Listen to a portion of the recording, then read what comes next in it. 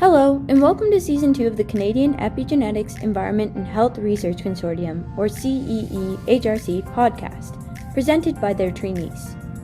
The goal of this podcast is to chat about some of the explosive and infinitely interesting research happening in the realm of epigenetics, and particularly among the brilliant scientists here in Canada.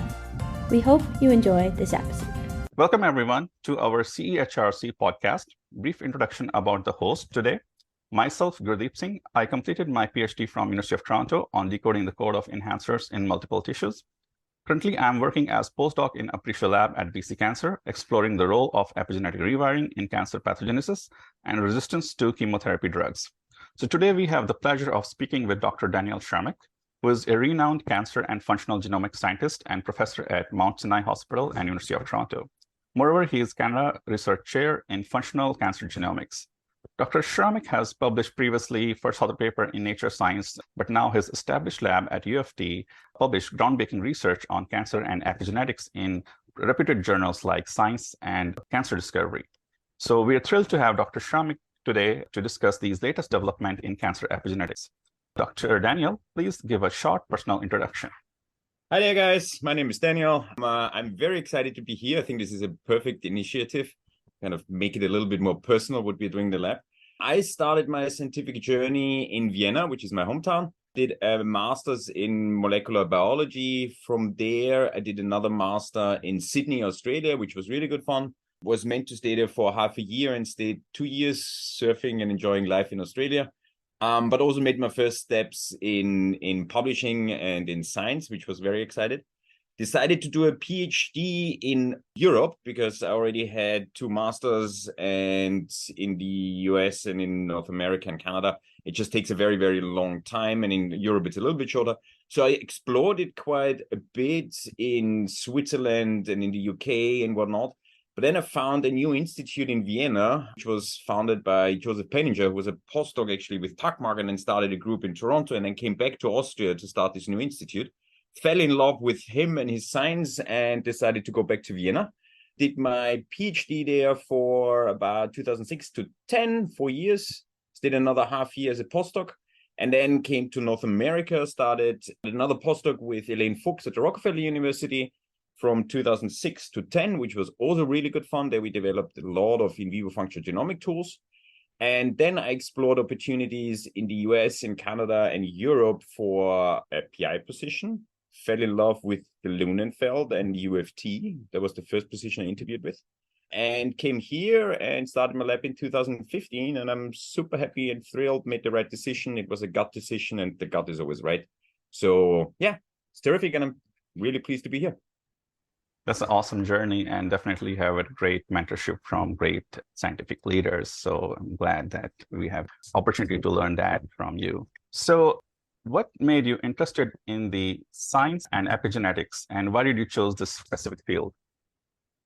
So when I did my master's in Vienna, right? I already told you that. And at the time, there was Thomas Jennewein, who is a very big figure in epigenetics at the time. And frankly, I really did not like epigenetics. I was a trained geneticist, and out of a sudden, all these histones and these different marks came about, and there was a lot of excitement, but all these names were confusing. It all came from Drosophila and whatnot.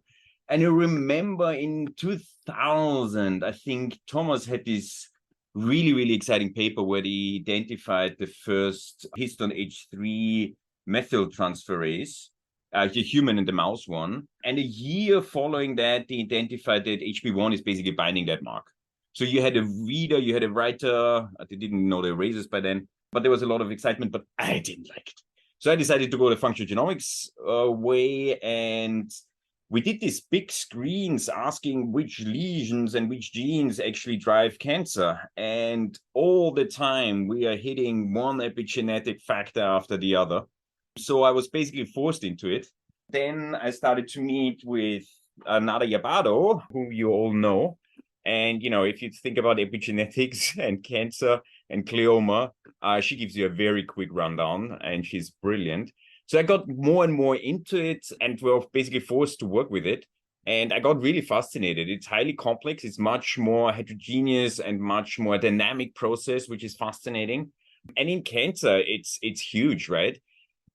The single mutations and the single proteins are not mutated at very high frequency, but as a group, it's by far the most mutated protein family out there. And we have very limited understanding what is actually happening. So that was basically my journey from really not liking it to really loving it. And then I think the one other thing which happened was that my twin brother was diagnosed with a brain tumor with glioma, which are these IDH mutant logoid gliomas. And this IDH mutation is basically epigenetically reprogramming the incipient tumor cells. And then I got fascinated by that. We spent a lot of time trying to understand what's going on in logoid glioma with epigenetic reprogramming and so on. So, that's basically the journey of how I started with epigenetics. That's profoundly interesting. You're right that epigenetics give a lot of flexibility for cells to modulate their cell state. Yeah, and that is very crucial for cancer to adapt to the different host environment as well as the drugs and other things. Very cool. And sorry to hear about your twin brother. Hope he is doing good now. Yeah. I always forget to say he's actually doing really quite fine. Awesome. But yeah, it's a wake-up call. And basically, all of us have some family member who is suffering from cancer in one way or the other. And the more we talk about, the better. It's great that you're doing this research and leading great paper on IDH mutation in Science Journal. I was very fascinated by the multi-institution, multi-experimental tools involved in that project, from transgenic mouse assay to the deletions of genes and knocking out transcription factor binding sites and seeing their function. It's a very great paper. It takes a village to basically make efforts in these complex diseases, and you need clinician scientists, and we had terrific clinician scientists with Gallery Sade, with Mike Taylor, with the Peter Dirks, big collaboration with the Mayo Clinic, Robert Jenkins, all the patient collaborators. I call them patient collaborators because without them, there wouldn't be science, right? And then a lot of basic scientists and epigeneticists, Hans and He and Mathieu Delupien. But it takes a big team to really make these things happen. And Toronto is super, super collaborative, Canada in general. So yeah, it was a fun 7-year journey. That's great. So how did you collaborate with all of them, like to set up this whole group of people with great expertise? I think you must have some vision. So have you been thinking for this vision for a long time, and then you made it real by collaborating with them, or it happened by step on its own? So my experience is very dynamic and very organic. It's basically you talk to people, you show them the excitement, you tell them honestly, look, I have got some roadblock I cannot go through, help me. And then 99% of the time, people are too generous and too nice. And if you're excited, they get excited. They know that it's a big problem. And then everybody joins forces. Sometimes you have got somebody who is just too busy or has got too little of a bandwidth to take on another project. And that's totally fine. But overall, my experience here in Canada is that people love to help, love to get involved. And that worked really, really nicely. So yeah. And that's also special about brain cancers, I think, because we haven't made too much inroads in treating them, and therefore everybody feels the need. And then it's just easier to get people excited to help with stuff. Definitely. And that's a great advice, that you put out the problem, the real question, and then answers will come to you, because when you discuss them, either they have expertise or they know someone with expertise. That's very fascinating. So what techniques you use in your lab, and what are the tools you look forward to applying in future research? So the way I built my lab is maybe a little bit different than other people build a lab. I build a lab around the technology, which is a functional genomics core, where we are taking CRISPR approaches, but apply them not only to cell culture, but straight to the organ of a mouse. And with that, we pepper about 50,000 clones onto the skin or into the brain or into the mammary gland or the pancreas. And with this tool, we can basically do genetics, but on speed, right? So back in the day, you were generating one mouse knockout. It took you 2 years and $100,000, and then you could basically phenotype one gene. And we're now doing this within 5 weeks, but we peppered 50,000 clones and 2,000 gene knockouts, for example, into one organ. And by next generation sequencing techniques, we basically ask, how do these clones develop over time? Now, so it's a very genetic driven approach. But with this, you can then either start targeting epigenetic factors, and we did big screens basically focusing on epigenetic factors. Or you're still going from a genetic point of view, but you're using epigenetic profiling systems, the normal ChIP-seq, ATAC-seq, so on, to basically ask what is actually happening to cell states, right? And here, since we're doing this multiplexed approach, it's super interesting to start using single cell approaches where you can multiplex, but you're not only multiplexing now the genetic function genomic approach, the input, so to speak, but you're also multiplexing the output. What happens to all these cell types, cell states, depending on the mutation? And then this new single cell ATAC-seq approach, which is combined with single cell RNA sequencing, is just really good fun. So that's basically where we're coming from a very genetic driven approach. Definitely. I think, yeah, this multimodal approach is amazing, where you can use RNA-seq, ChIP-seq, ATAC-seq, and use that for better understanding of the cancer heterogeneity. There's one downside. Which one? It's bloody expensive. But other than that, it's really fantastic. Yeah, great. Awesome. Okay, so we'll go ahead to the next part. And here we will have in-depth discussion about the specific recent research projects from Daniel's lab. So based on your past research, please give your opinion on additive effect model, and please give as many examples where you found this model to be answering cancer pathogenesis, specifically where one of the combinatorial gene you found is epigenetic regulator. All right, so I think nowadays science is super exciting. We're basically at the crossroad of two revolutions. And biology, whenever we had new technical advance, there was a revolution. For example, once we figured out how to cut DNA, we started cloning DNA, and that was super important. And the technical advance was obviously restriction enzymes. Same thing with PCR. There was a revolution, and all of a sudden we could very, very quickly modulate gene expression, whatnot.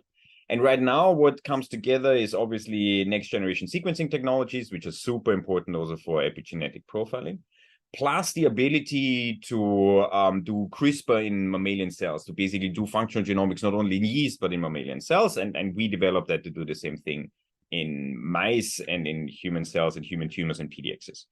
Now, why I'm saying that is because what we got from the next generation sequencing system is a broad profiling of all cancers you can imagine, and basically catalogs over catalogs over catalogs of genetic alterations, mutations, amplifications, deletions in cancer. And that showed us that there are very, very few genes which are mutated at high frequency within a given cancer, but many, many, many genes which are mutated at low frequency. And that's basically where also the mutational burden lies, right? It's these long tail genes in the frequency distribution, which are mutated, but we really didn't know what they do, right? And it basically sparked three possibilities. Either all these mutated genes, because they're mutated at a frequency of 1 to 2 to 3%, that's all noise and not important. And many people thought that for a very, very long time.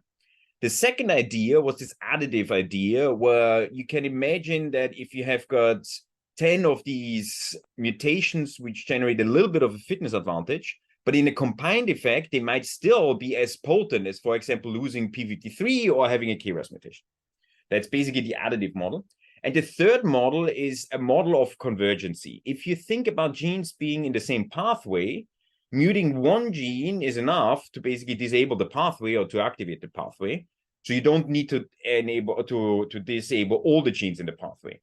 And if you think about that, that could explain why some genes are not muted very, very frequently, because what the cancer needs to do in a stochastic manner is basically just to take the p53 pathway out. But you not only need to mutate p53, you can also upregulate MDM2 or MDM4 or mutate CDKN2A. There are different ways to the same goal, right?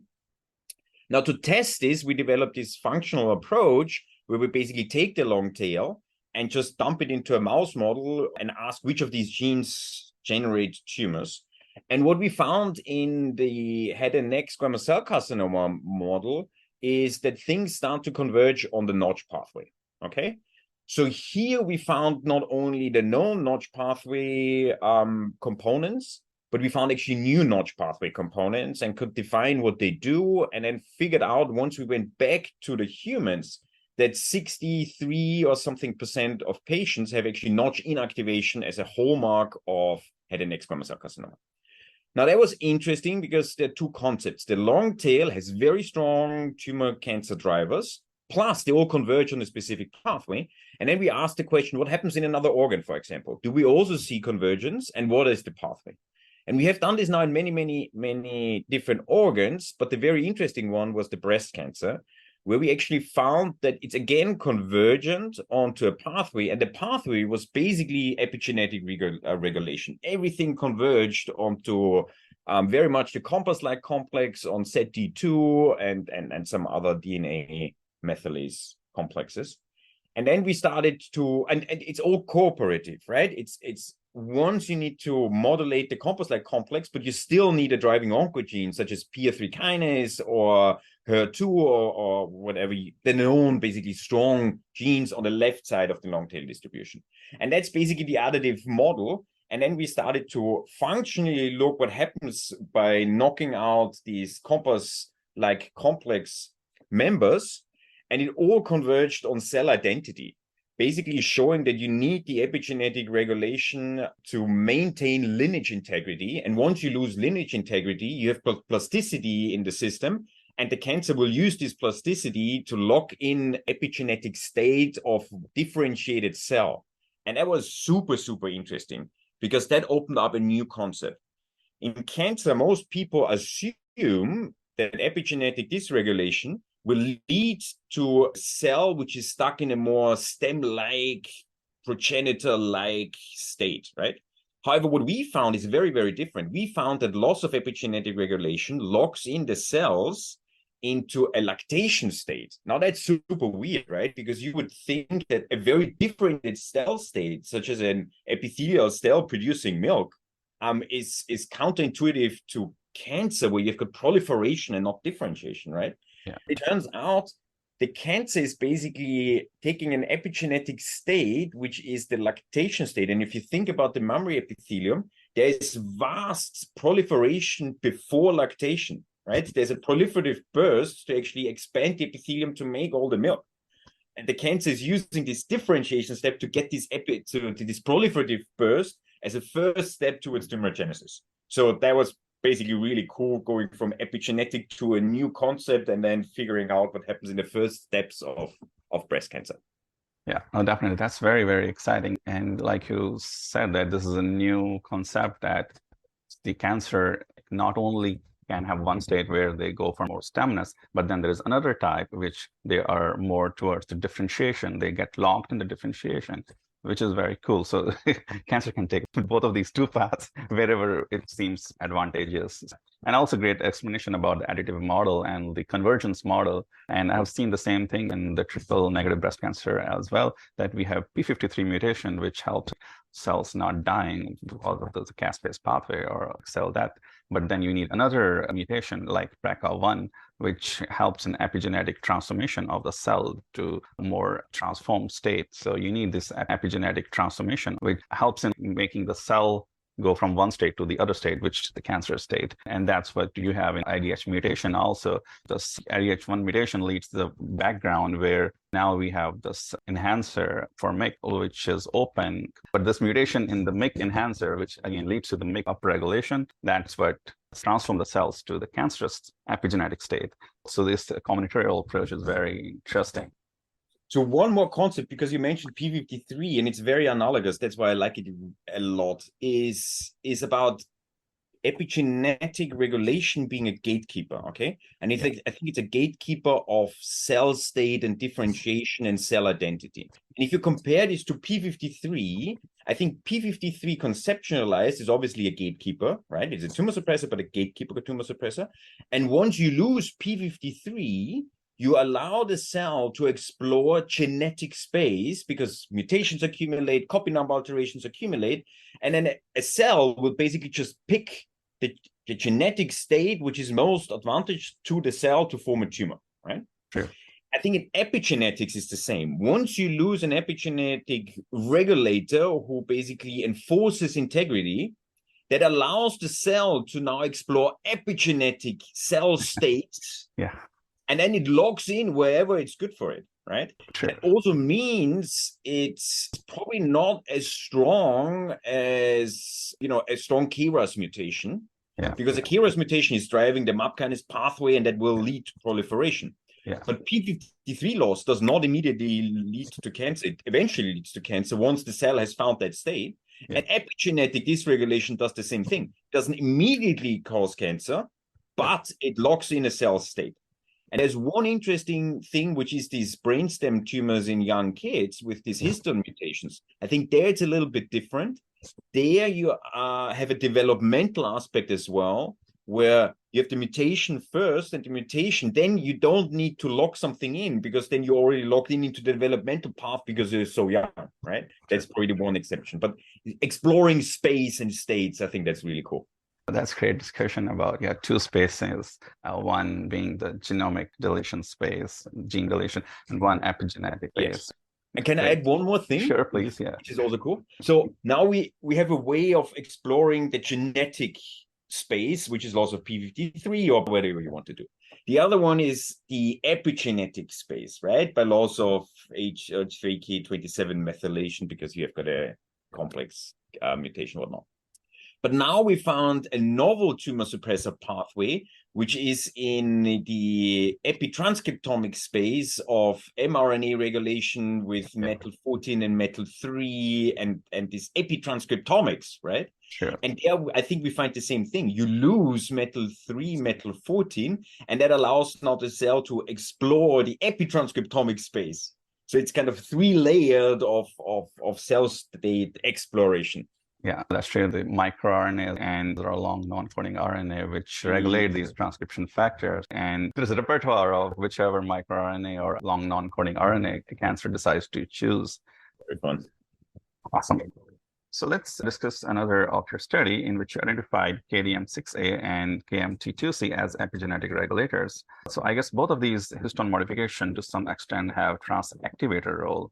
But do you know of any examples where there are mutations or there's genes involved in the repressor mark whose deletion leads to the cancer? Well, EZH2 would be a prime example, right? And there were many papers published. Yeah, I think, and then the complex-like complex and the polycomb complex, they're kind of the yin and yang. What I find fascinating is once we take these tumors and we profile H3K27 monomethylation, trimethylation, acetylation, you go through all these marks and you spend money and you throw them onto next generation Solexa sequencing. What we find is basically what you would expect, right? You see the corresponding marks going up and down and whatnot on a global level, right? But you actually see quite a lot of loci, and I would say it's 1/3 of the loci where you see the complex inverse relationship of what you would have expected. So 2/3 go where what you would expect it, but something happens where you have got these compensatory mechanisms where you see inverse relationship. And that is super interesting how that is established, how that is maintained, because there must be some regulation. Because if you take different cancers and different replicates, it's always the same yin and yang change, right? So, and I think we haven't understood at all why that happened and how that happened, right? Yeah. I think that's something we took out of the KDM6A and KMT2C study. We still are scratching the surface of the mechanistic understanding what happens in this very integrated pathway where you have got feed forward and feedback loops and whatnot. So fascinating for me. Yeah, definitely. There might be some redundant pathways or the other family members which were not active before, and now they become active when this primary epigenetic regulator is knocked out. How and what make this plastic? Oh, we don't know exactly. Yeah, cool. Okay, awesome. So let's go to the next question. Your lab found that 40% of the breast cancers have epidriver mutations. So redundancy of epigenetic regulators with multiple family members doing the similar function is why we don't see high enrichment of epidriver mutations in patients with specific cancer type. So what are the paths forward to better utilize these epidriver mutations for cancer prediction and cancer diagnosis? Well, the first thing which comes to mind is liquid biopsies, right? If you were to be able to pick those changes, which are basically very hardwired up in liquid biopsies, that would be fantastic. And, people like Daniel De Cavallo and Galerie Sade are on the forefront of doing those studies. That's on the cancer predictions. What we found is that these loss of epigenetic regulation, loss of KDM6A, loss of KMT2C, happens very early. It's basically truncal. And we are trying to work a little bit on not necessarily prediction per se, but trying to predict if a precancerous lesion in the mammary breast cancer field, we call this ductal carcinoma in situ, whether or not they progress to become frank cancer. Because ductal carcinoma in situ is basically a benign form and happens almost in every single woman. But the question is, which of those lesions will go on, right? And if you could predict that, that would be very, very cool. And we're starting to get data which shows that if you have epigenetic dysregulation by loss of any of those factors, it's much more likely that the ductal carcinoma in situ will progress to invasive cancer. And that would be very, very cool, because to have a predictive system, how DICs progress, that's a long wished goal. And maybe we can make some inroads there, but it's highly complex and I don't want to overpromise. But I think that's where we are going. Sure, definitely. Yeah. And also how the SNPs play a role combined with the again mutations.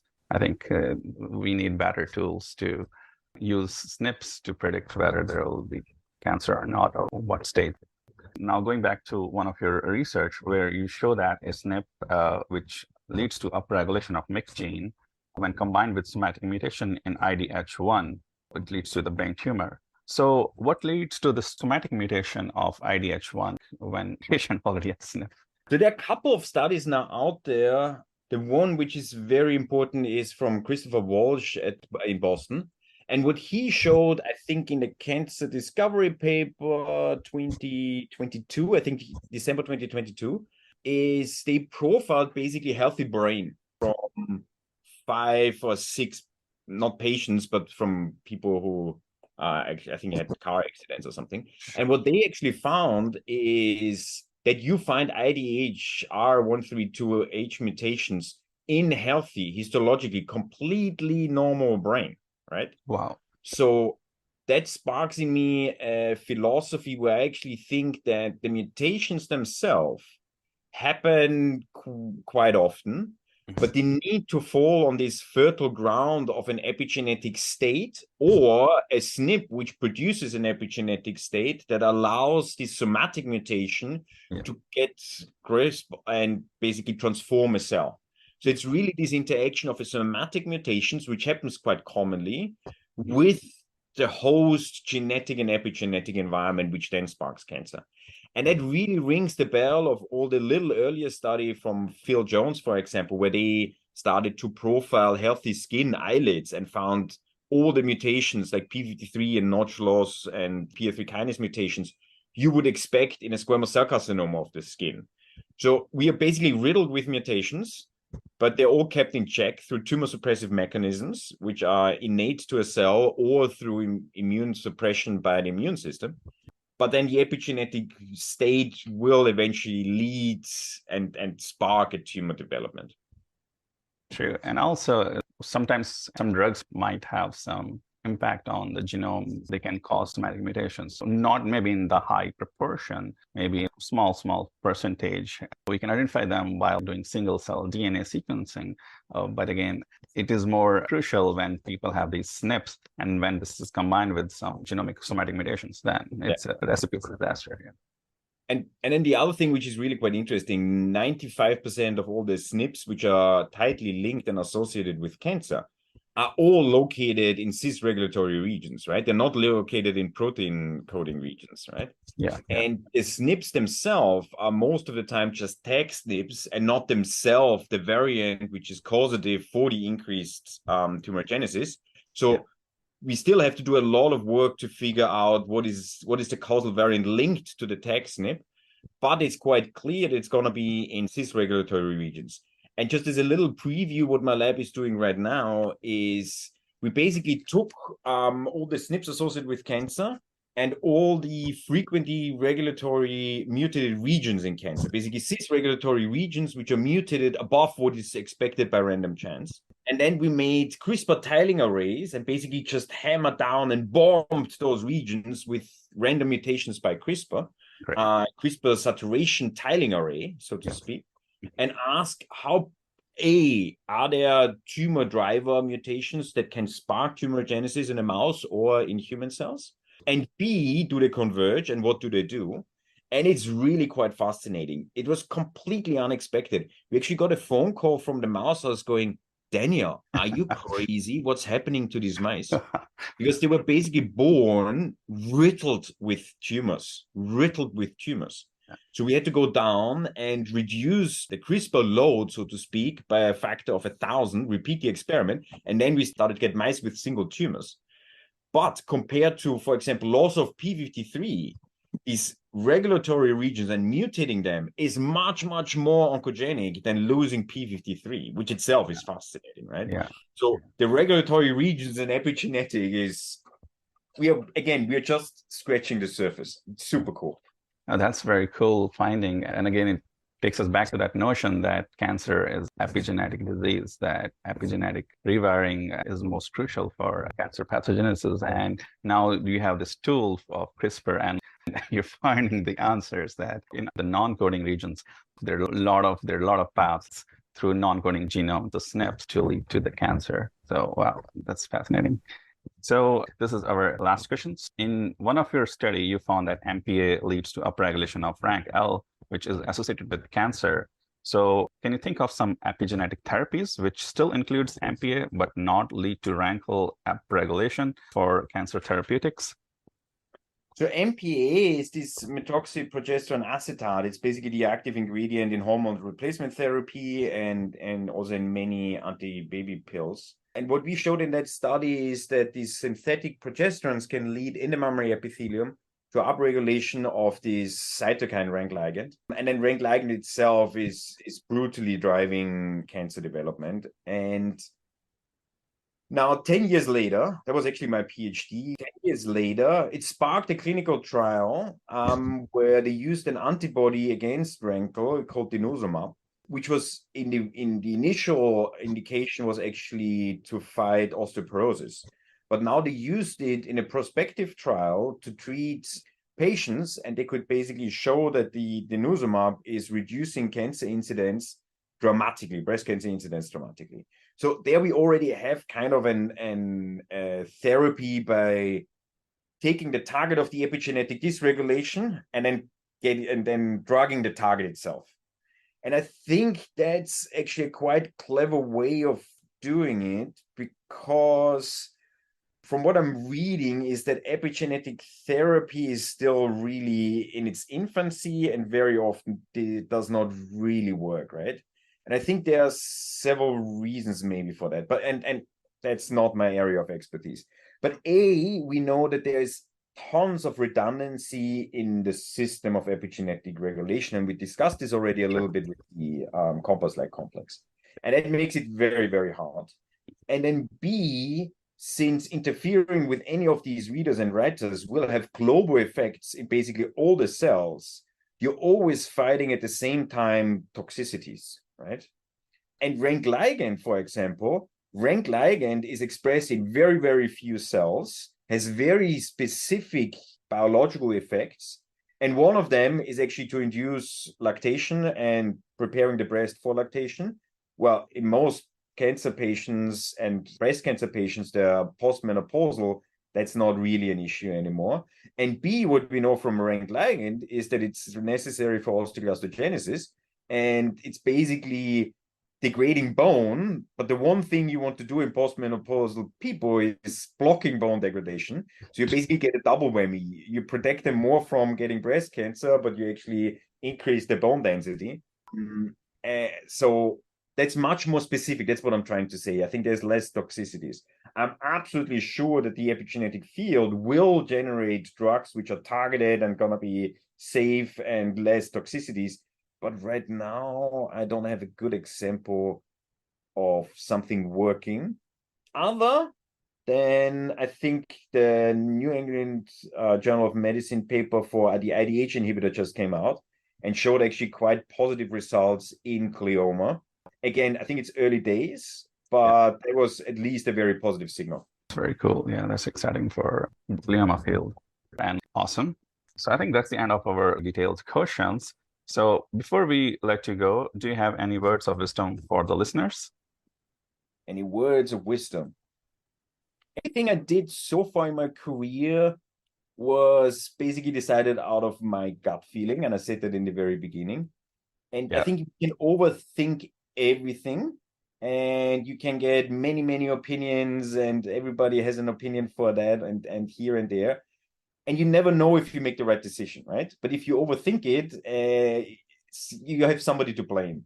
If you go by your gut feeling, I think the likelihood of you being right and doing the right decision is much, much higher. And B, you can never be angry because you went by your gut.